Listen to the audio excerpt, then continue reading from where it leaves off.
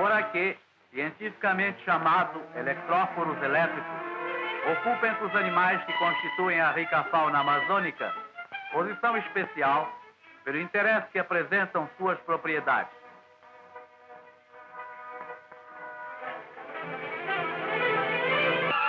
Coube a Alexandre Humboldt a primeira descrição completa das propriedades do poraquê, feita em 1804, no relatório da sua viagem às Guianas, quando estudou exemplares do rio Orinoco. Principalmente no Amazonas e nos seus afluentes é que vivem os poraquês. Muito embora seja fácil a conservação dos poraquês fora do seu hábitat, não se pode ainda obter em aquários a sua reprodução, o que deixa desconhecida a parte do ciclo vital do peixe. Em cativeiro, faz-se a sua alimentação com pequenos peixes de água doce, ou rãs. São os poraquês, gimnotídeos de cor negra ou marrom. Muito musculosos, podem se mover com rapidez, graças aos movimentos ondulantes do seu corpo, auxiliados pela nadadeira ventral. Excitados por contato, descarregam eletricidade produzida ao nível de órgãos elétricos. Quantitativamente, as descargas elétricas do poraquê se diferenciam das que são produzidas pela raia elétrica e pelo torpedo elétrico, peixes europeus, porque a diferença de potencial em circuito aberto da raia e do torpedo é de alguns milivolts, ao passo que a descarga do poraquê, nas mesmas condições, vai até 450 volts.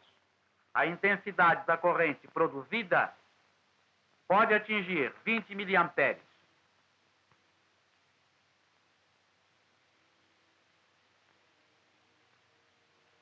De quando em quando, vem o poraquê à tona.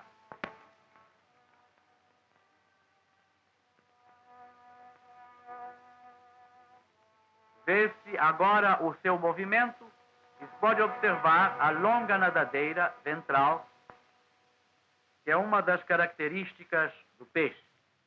De cada lado encontra-se a nadadeira lateral correspondente, inserida logo após a guelra.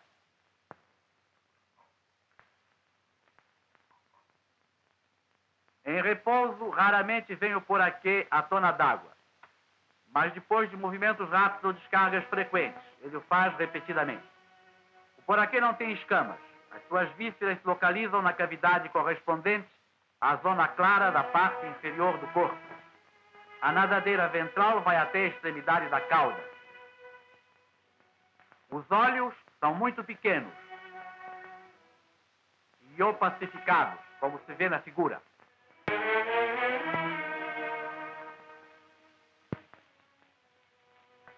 Na cavidade bucal existem numerosas papilas, abundantemente vascularizadas, o que lhes dá o aspecto brilhante que tem. As papilas servem como órgão respiratório complementar.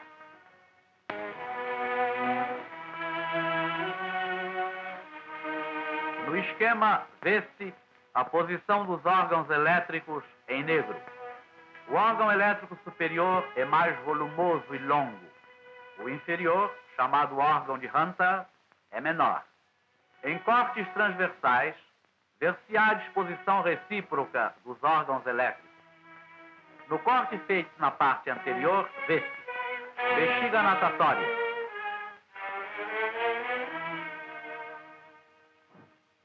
aorta, medula e coluna vertebral em negro, musculatura dorsal,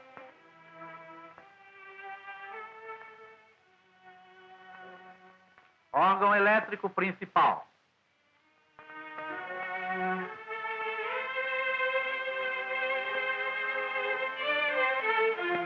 órgão de Hunter,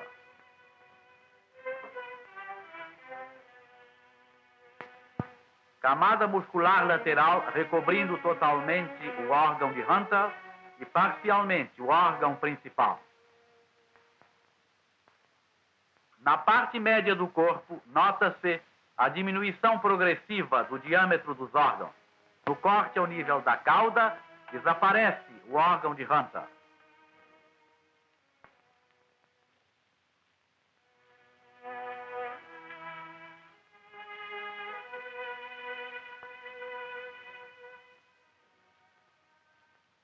O estilete vai indicando a posição da linha lateral, e é um órgão sensorial constituído de pequenos botões expostos longitudinalmente, abaixo do qual se encontra o órgão elétrico principal, em contato direto com a pele. O sistema branquial do peixe elétrico é de dimensões pequenas. Comunica-se com as papilas bucais. Os arcos branquiais são diminutos, o que melhor se observa na comparação com os mesmos órgãos de um outro peixe, no caso, uma tainha.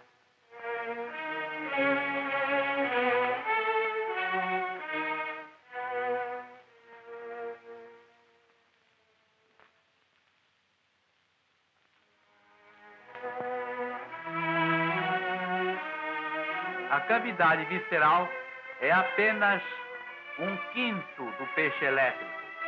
Nesse animal, todo o corpo se diferencia em órgãos elétricos e músculos.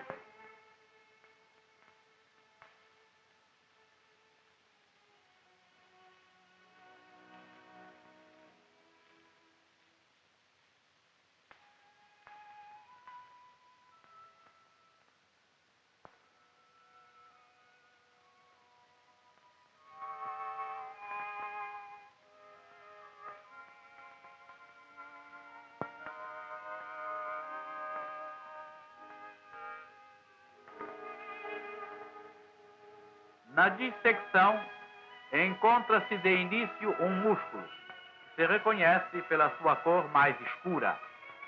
Os órgãos elétricos se iniciam no ponto onde termina a cavidade visceral.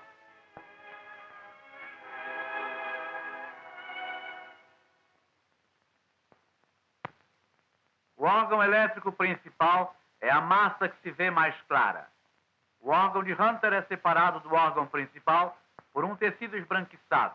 É recoberto em toda a sua extensão por camada muscular.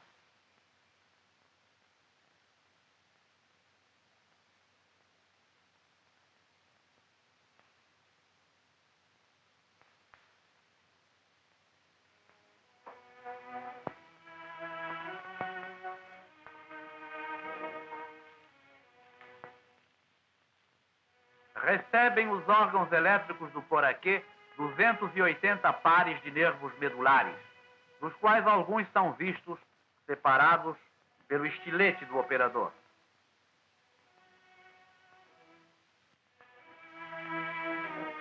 Internamente, entre os órgãos elétricos, encontra-se a cavidade que abriga a grande bexiga natatória do poraquê.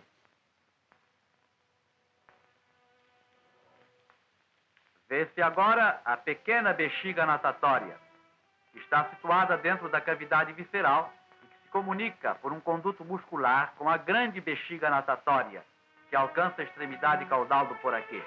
As propriedades elétricas do poraquê foram medidas colocando-se o peixe numa calha onde se vêem os eletródios de prata que vão ter ao oscilógrafo registrador. Procede-se a excitação mecânica do animal, tocando com a mão protegida por luva de borracha. As descargas observadas no oscilógrafo são registradas por meio de uma máquina cinematográfica. No ecrã fluorescente do oscilógrafo podem ser observadas as descargas do peixe, que aparecem em grupos de 6 ou 8. Estas descargas são comparadas a um sinal de voltagem e frequência conhecido.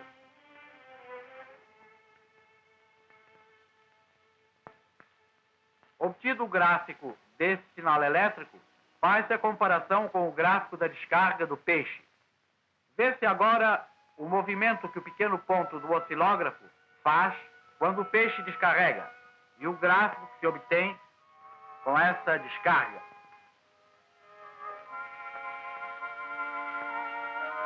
Fazendo-se a ligação como nesse esquema, pode-se demonstrar que a parte anterior do peixe descarrega antes da parte caudal, de modo que no oscilógrafo vai aparecer um fenômeno difásico, que melhor se observa ainda no gráfico correspondente.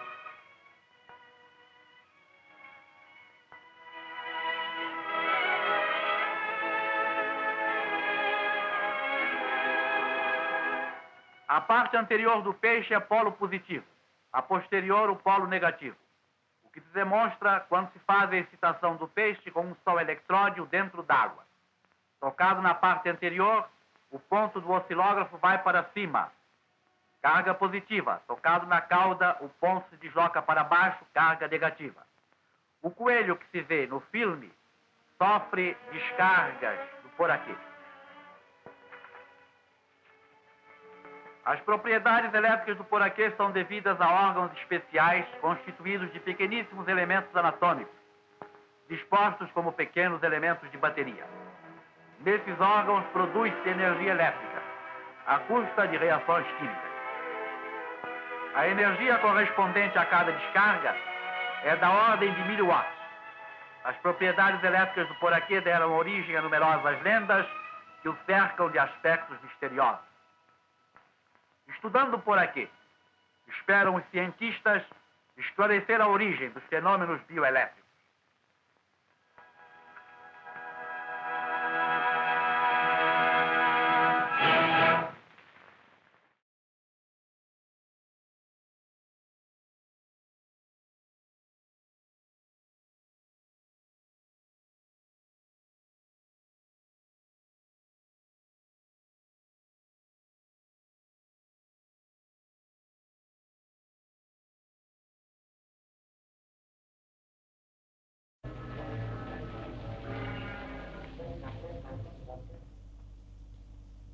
A Quinta da Boa Vista, antiga chácara do Elias, foi doada a Dom João VI logo depois da chegada ao Brasil da família real portuguesa.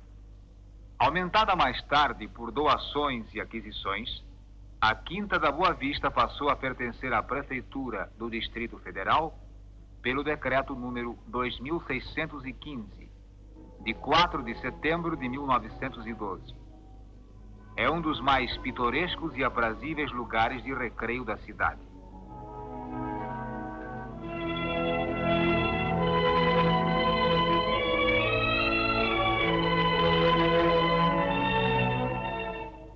Na Quinta da Boa Vista encontra-se, além do Museu Nacional com seu horto botânico, o Jardim Zoológico do Rio de Janeiro, cuja pedra fundamental foi lançada no dia 20 de setembro de 1913 e cuja visitação foi aberta ao público no dia 18 de março de 1945.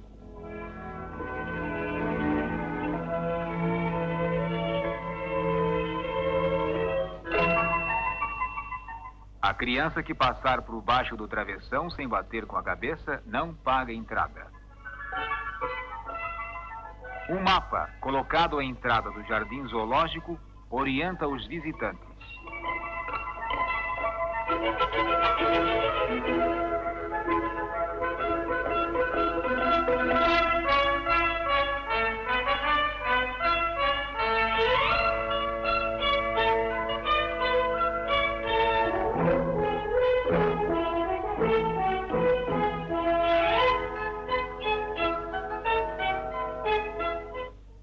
O serviço dos alto-falantes instalados em todos os recantos do Jardim Zoológico permite à administração um contato permanente com os funcionários, além de estar à disposição dos visitantes para qualquer eventualidade.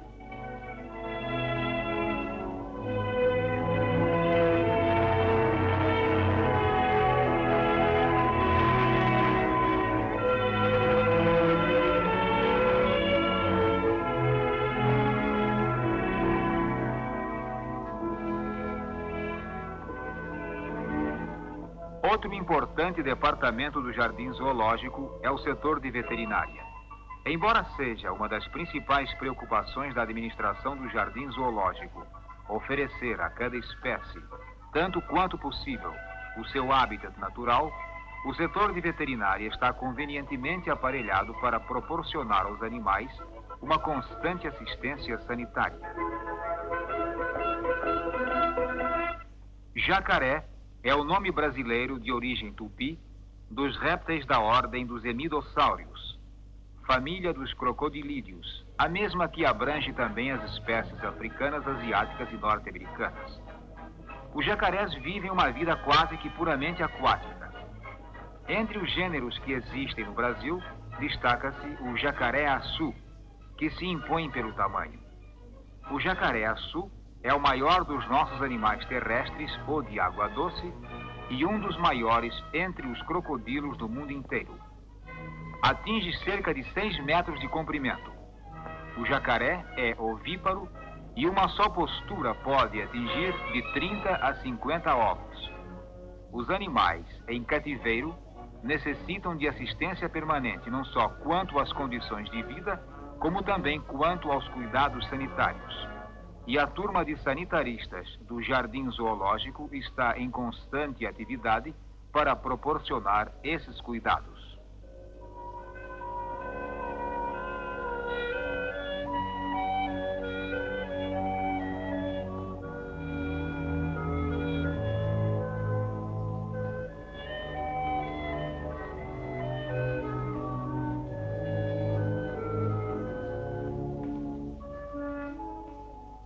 As sanguessugas que atacam o jacaré e se seguram as mucosas da boca e as axilas devem ser retiradas de quando em quando, porque podem até provocar a morte do animal por anemia.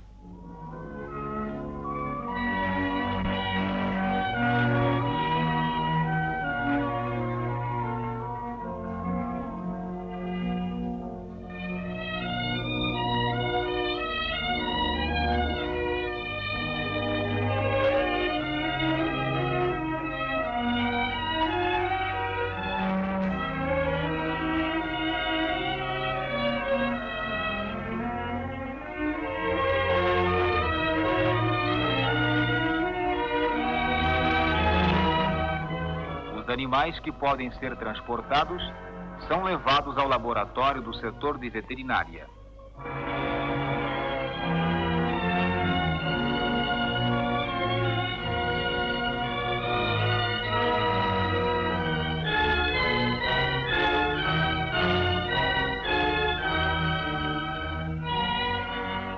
A sucuri, da família dos boídeos, é uma das maiores serpentes do mundo.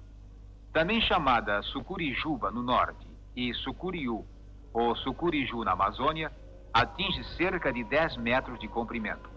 A sucuri não é venenosa, mas utilizando a sua incrível força muscular, mata qualquer presa que consiga envolver. Alimenta-se de peixes, aves aquáticas e grandes mamíferos. Vive principalmente nas matas que margeiam os grandes rios.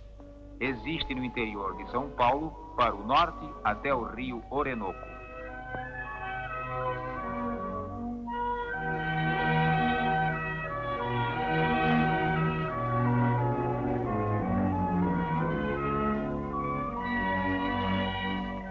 A jiboia, Constrictor constrictor, pertence também à família dos boídeos. Atinge de 3 a 5 metros de comprimento. Só a sucuri ultrapassa o seu tamanho na fauna brasileira. Habita apenas as regiões secas do sertão, alimentando-se de pequenos animais que caça vivos. Não ataca o homem e, mesmo quando provocada, não aceita a luta, procurando, ao contrário, fugir. É encontrada na América do Sul, do estado de São Paulo para o norte.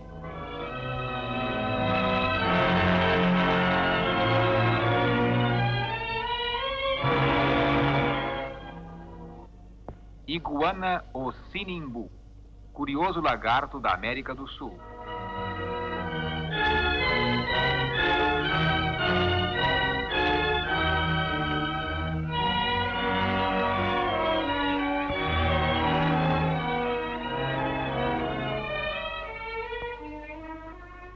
Os tabuleiros de grama, as árvores frondosas e o lago constituem recantos agradáveis à disposição dos visitantes da Quinta da Boa Vista.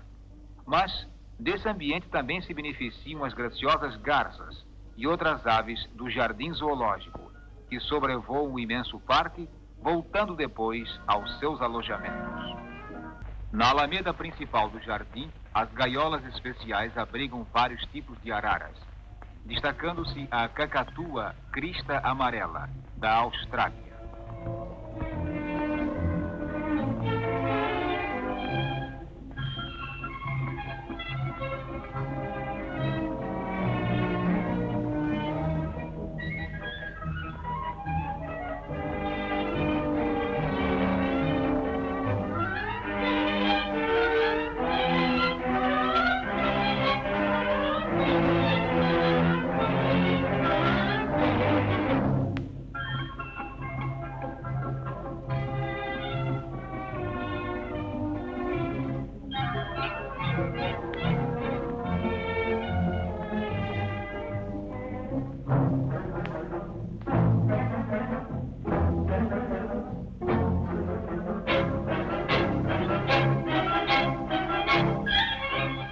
após o gavião real ou gavião de penacho, que os indígenas chamavam o iraçu, isto é, ave máxima.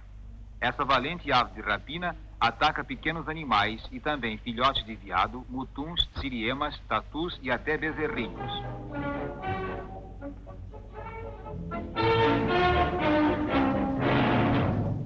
O condor habita os pontos mais elevados da Cordilheira dos Andes.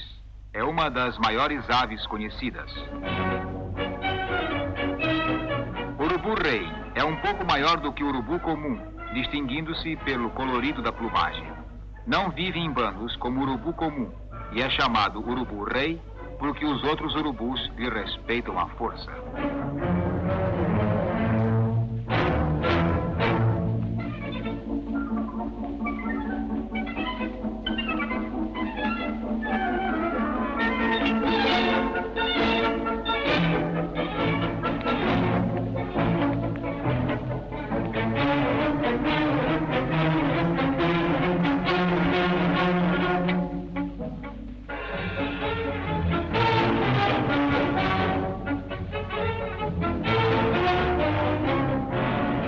O tamanduá-açu é também chamado tamanduá-bandeira, devido à cauda enorme de longos pelos.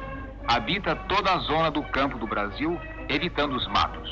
Com as garras muito longas das mãos e dos pés, o tamanduá abre os duríssimos cupins e, para a colheita do alimento, utiliza a língua, que mede de 30 a 40 centímetros, quase 2 palmos.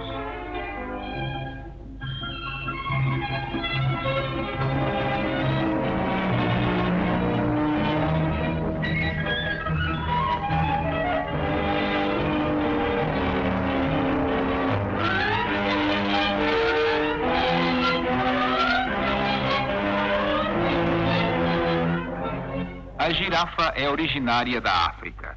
Seu nome deriva do árabe seraf, que significa amorosa. O macho chega a atingir 6 metros e a fêmea 5 metros de altura, pesando de 500 a 1000 quilos. Alimenta-se de ramos de árvores. É um animal inteligente e muito sociável, vivendo em boa harmonia com as zebras, os avestruzes e os antílopes. É completamente muda e vive, em média, 28 anos.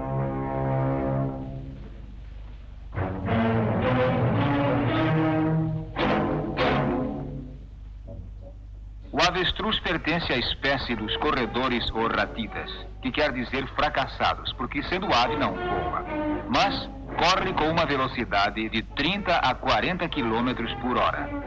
Atinge 2,5 metros de altura e chega a pesar 100 quilos. O avestruz habita os desertos e as estepes do continente africano e da Arábia. Sua gulodice é proverbial, mas prefere os vegetais. A fêmea põe de 60 a 80 ovos por ano. O avestruz vive 50 anos. Suas penas são objeto de rendoso comércio.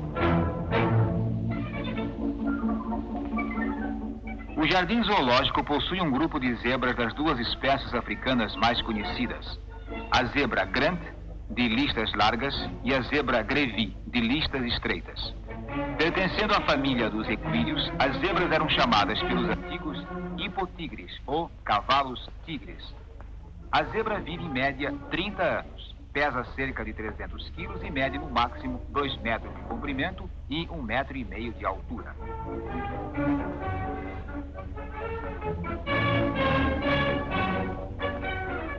Os elefantes pertencem à ordem dos ongulados, grupo dos proboscídeos, que vem do grego proboscis, isto é, tromba. Medem no máximo 3 metros de altura e 6 de comprimento. Pesam de 5.000 a 7.000 quilos. São animais herbívoros. Os elefantes dispõem de uma força brutal, podendo carregar em média de 500 a 600 quilos. Vivem em bandos de muitas dezenas e domesticados servem para transporte de carga e de passageiros e para caçadas. São grandes fornecedores do precioso marfim.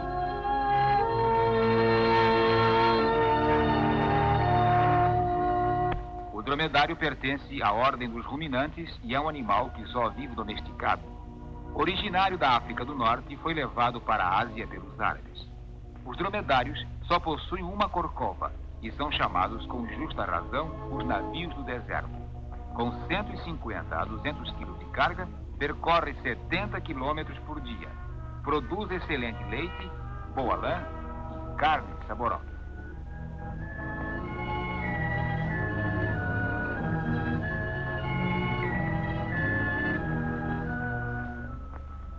O camelo, ruminante da família dos camelídeos, tem 2 corcovas, atingindo um máximo de 3,5 metros de comprimento e de 1,80 m de altura. Pesa em média 700 quilos e vive 40 anos. Seus dentes são fortíssimos e sua mordida é bastante perigosa. É a montaria predileta em toda a Ásia Central.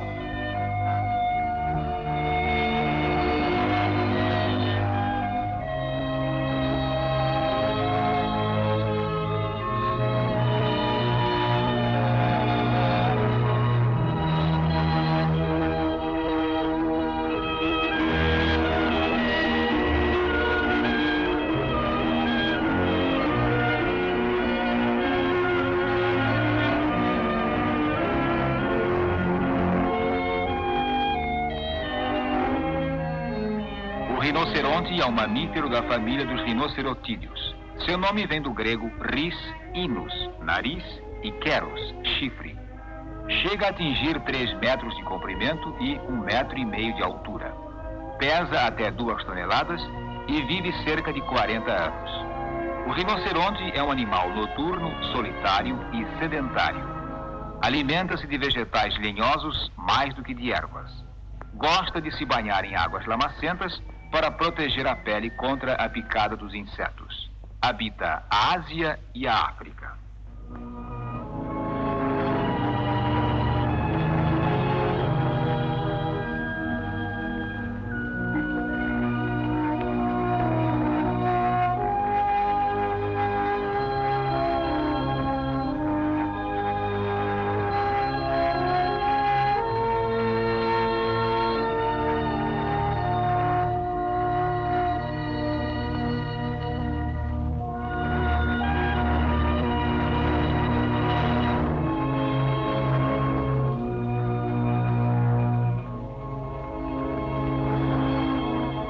O hipopótamo pertence ao grupo dos paquidermes.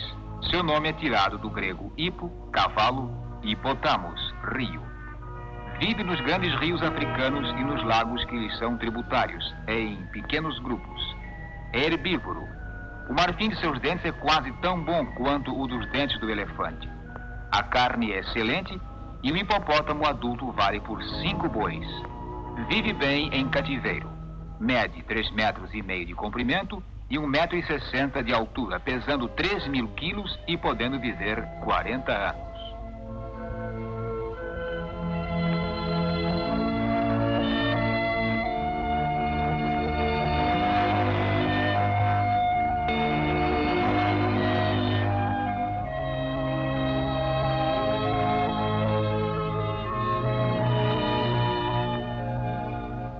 Os bares e restaurantes espalhados em diversos pontos do jardim zoológico contribuem para o conforto dos visitantes.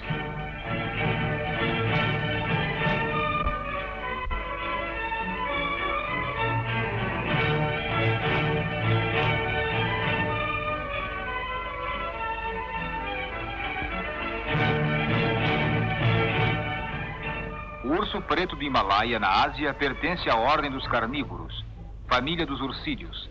Come de tudo e pode caminhar de pé.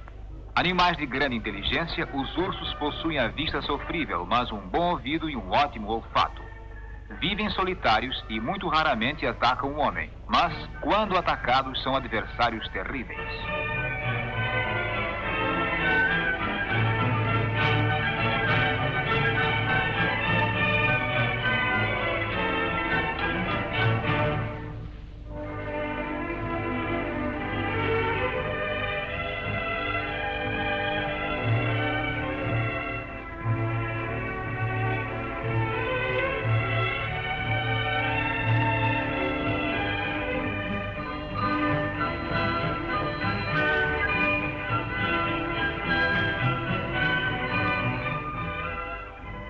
O urso marrom, um dos mais comuns da Europa e da Ásia.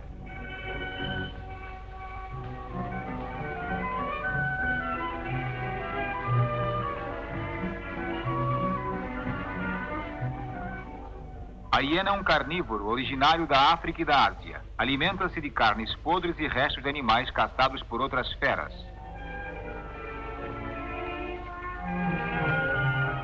O tigre. Só existe uma espécie de tigre, o Felis tigris, cujo hábitat é limitado à Ásia e que se desdobra em uma infinidade de variedades.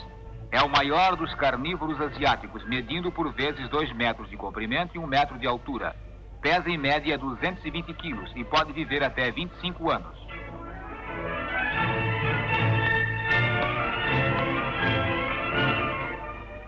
O leão, Felis leo, apesar de chamado rei dos animais, não é nem bravo nem magnânimo. Quando na plena posse de suas forças, foge à luta com o homem, mas quando velho, ataca-o com frequência. É o maior carnívoro africano vivendo em cavernas. Suas vítimas prediletas são as zebras, os antílopes, as girafas e os búfalos.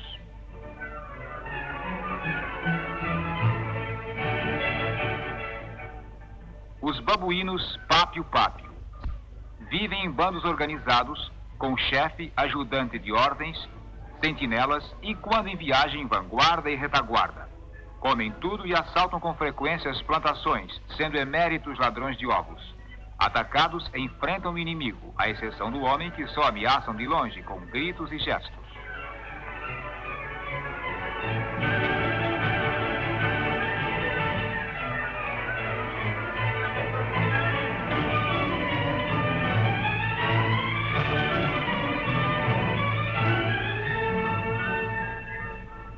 A Ilha dos Macacos reúne diversas variedades de símios de pequeno porte. É um dos pontos mais frequentados do jardim zoológico, pelo pitoresco que oferece com suas casinholas e as travessuras de seus irrequietos habitantes.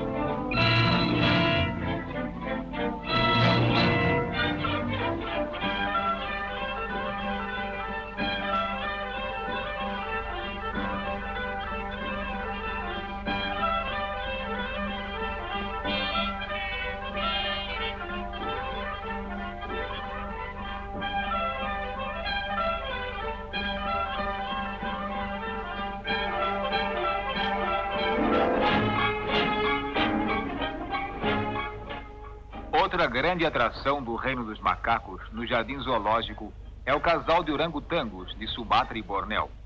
Domesticados e ensinados, os 2 símios, dóceis mas travessos, saem da gaiola para deliciar com suas diabruras a petizada que visita o jardim.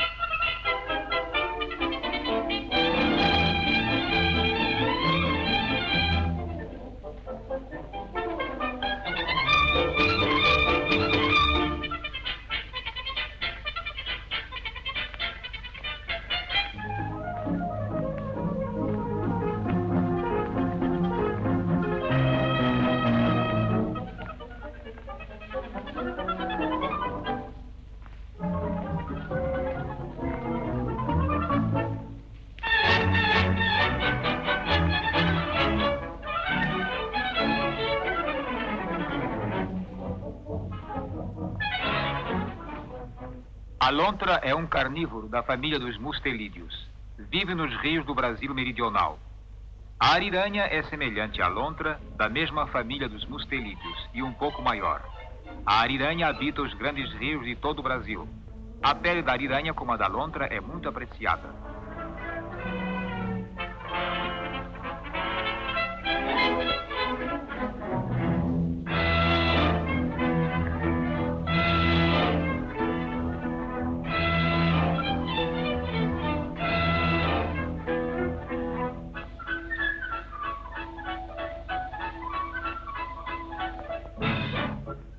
Os veados são os únicos representantes dos ungulados ruminantes na fauna brasileira.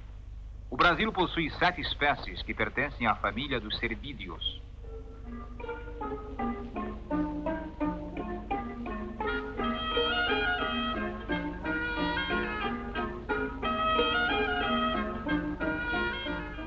As lhamas, que habitam da Cordilheira dos Andes até a Patagônia e a Terra do Fogo.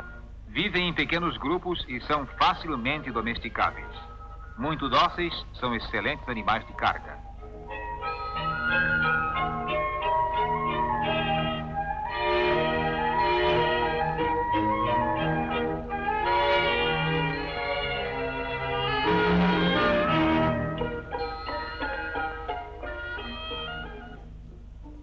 A anta pertence à família dos tapirídeos. O nome tapir é indígena e deriva do tupi. É a maior das nossas caças, pois alcança 2 metros de comprimento e 1 metro de altura. Habita os matos cerrados, nas proximidades dos rios.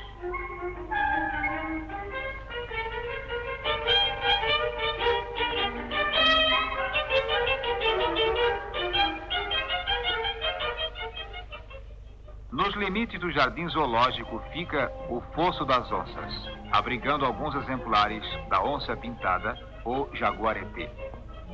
Esse terrível felino brasileiro é um carnívoro da família dos felídeos, Felis onça. Pouco menor do que o seu parente asiático, o tigre, a onça brasileira atinge 1,20 m de comprimento, sem a cauda, que mede 60 centímetros. A altura alcança 85 centímetros. A onça se alimenta geralmente de animais de pequeno porte, como porcos do mato, veados, capivaras, mas com fome pega até bois, cavalos e burros. A onça impera nos sertões. Trepa nas árvores com a mesma facilidade com que atravessa a nado os grandes rios. É muito sagaz e caçadora emérita.